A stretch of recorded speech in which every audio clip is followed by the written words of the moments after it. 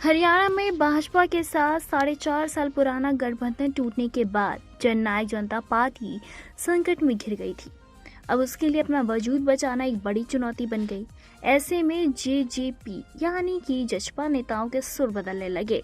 लिहाजा हरियाणा के चौटाला परिवार के एक होने की बातें शुरू हो गई। दरअसल अभी हाल ही में ओपी चौटाला के निधन के बाद ही अब हरियाणा परिवार यानी कि चौटाला परिवार के एक होने की बातें शुरू हो गई हैं। इसी के साथ बताते चले, पहले अगर हम बात करें तो ओम प्रकाश चौटाला की अगर बात करें तो जब वो थे तो उन्होंने ये कहा था कि अगर वो कल ही बुला लें तो हम कल ही तैयार हैं। हालांकि इनेलो के राष्ट्रीय महासचिव और अजय सिंह चौटाला के भाई अभय सिंह चौटाला ने कई बार तीज जाहिर की और उन्होंने कहा कि अगर हम एक होते और बिखराव नहीं होता तो प्रदेश में हमारी सत्ता होती।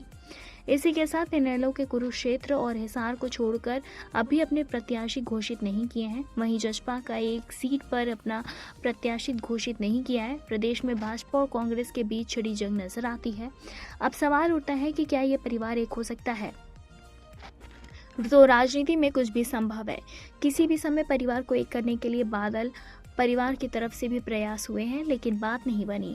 इनेलो और जसपा पूर्व उप प्रधानमंत्री चौधरी देवीलाल की नीतियों को लेकर ही आगे बढ़ने का दावा करती आई है। जिस तरह दुष्यंत और दिग्विजय को अपने चाचा अभय चौटाला के साथ जुबानी जंग चलती आ रही है, तो ऐसे क्या हालात में ये परिवार एक हो सकता है? वैसे जिस तरह जसपा को जगह जगह विरोध का सामना करना पड़ा, उस हालात में अजय सिंह चौटाला समझ गए कि अकेले चलने की राह अब आसान नहीं रहेगी।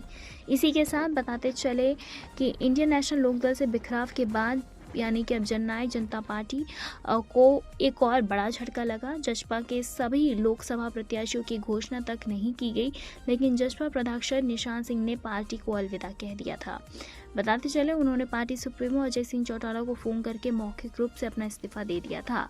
इसी के साथ दिसंबर 2018 में जसपा बनने के साथ ही प्रदेशाध्यक्ष की कमान सौंपी गई। 2021 और 2023 में जसपा के पूरे संगठन में फेरबदल हुआ, लेकिन निशान सिंह को हर बार प्रदेशाध्यक्ष की जिम्मेदारी मिली। जसपा के भी करीब 5 वर्षों तक प्रदेशाध्यक्ष बने रहे और पार्टी से अपने इस्तीफे को पुष्टि करते हुए उन्होंने बताया कि भविष्य को लेकर अभी कोई फैसला नहीं लिया।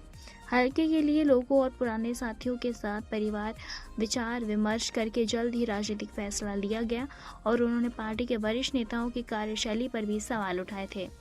इसी के साथ बताते चले कि यहाँ तक कि वहीं नारनौल नगर परिषद यानी कि चेयरपर्सन एवं जसपा और राष्ट्रीय महासचिव कमलेश सैनी ने भी जसपा को छोड़ने का ऐलान कर दिया था। और इसके अलावा वर्ष 2019 में भारतीय जनता पार्टी और जननायक जनता पार्टी के बीच गठबंधन के सूत्रधार बने, जिसमें कि मीनू बैनवलाल ने 10 अप्रैल को भाजपा में शामिल होने गए और सोमवार को उन्होंने भाजपा में शामिल होने का ऐलान भी कर दिया था।